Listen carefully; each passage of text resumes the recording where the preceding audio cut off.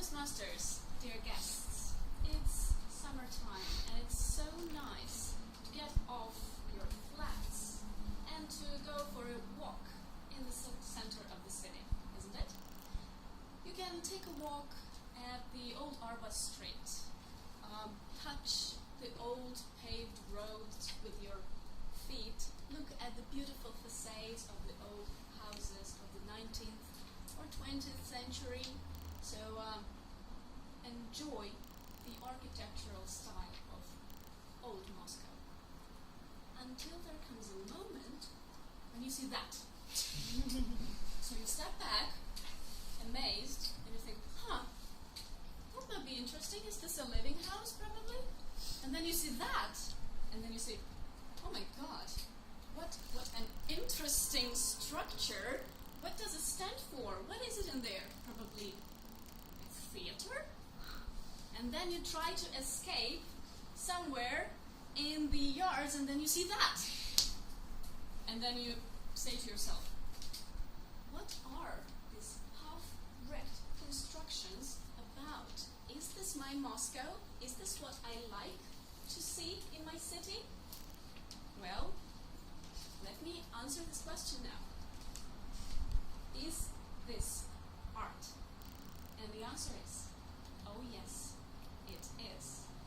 And in my project, I would like you to learn more about this probably new to many of you, art of construction, or the construction art.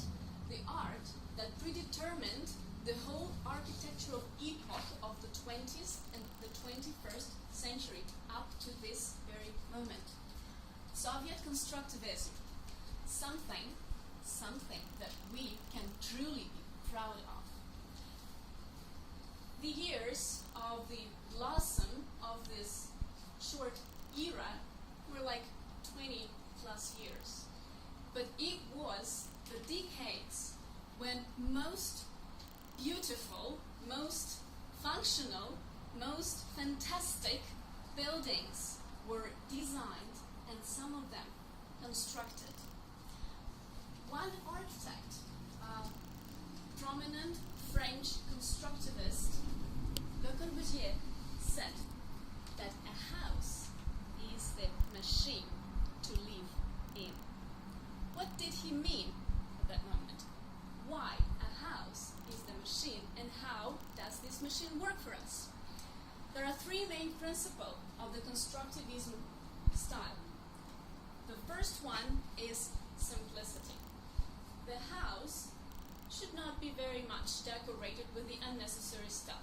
It should be as simple as possible. The second principle is the utility. You should use every single meter of the space you live in. It should serve you, serve your best purposes, and nothing should distract you from living in this house. And the third one is, of course, functionality. We all know IKEA.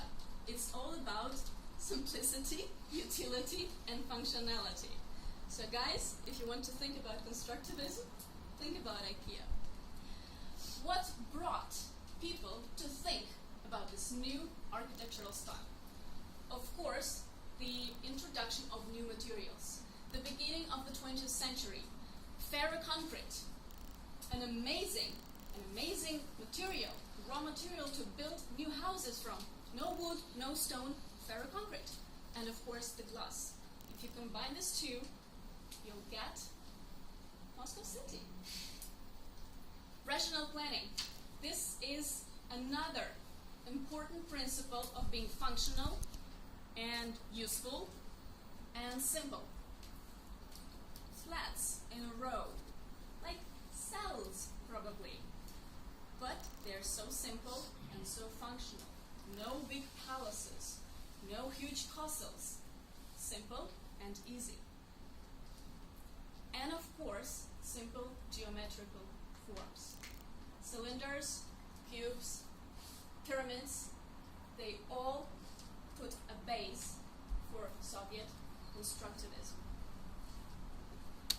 All these principles, all those rules, served one big thing: socialist ideology. And there are three main points, and you guys, I think, have all learned this in schools. All those premises, all those beautiful buildings, or maybe probably not that beautiful, but so functional, were aimed at giving you freedom, equality, remember this rational planning, and of course, a lot of personal development. And I will tell a little bit about that by the end of my story, so you know what I'm talking about. But apart from the social ideology and those half-wrecked houses that I showed you in the beginning, there were so many fantastic, futuristic, conceptual projects, concepts, we call them now.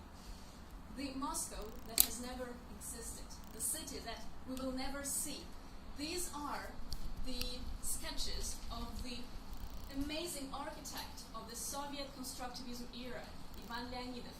I love them so much since I've constructed them in 3D, and you can watch them with those virtual helmets and the augmented reality glasses in reality, and they're absolutely amazing. This building, those two buildings, had to stand up at the Red Square, and those two, the library in the Vorobyova Hills. Amazing. This building should have stand at the Vorobyova Hills as well.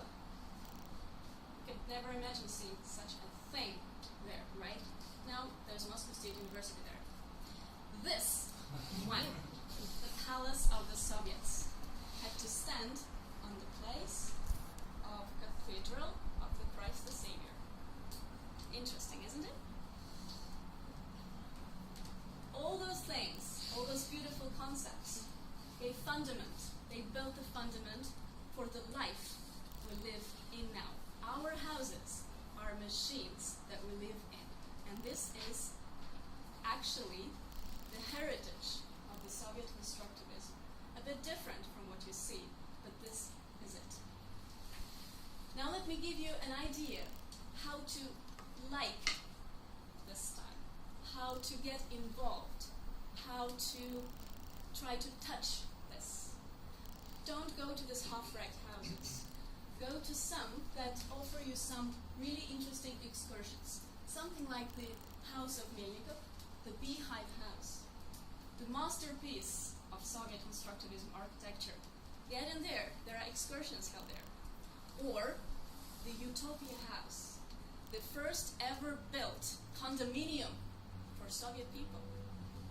Dom Narkomfina. They hold excursions there. Go and explore how people used to live 100 years ago. And remember the thing, when you suddenly come across such a weird, half-wrecked, almost demolished building that you think spoils Moscow. Simplicity is the key. And Albert Einstein said, everything must be made as simple as possible, but not simpler. Think about it and start loving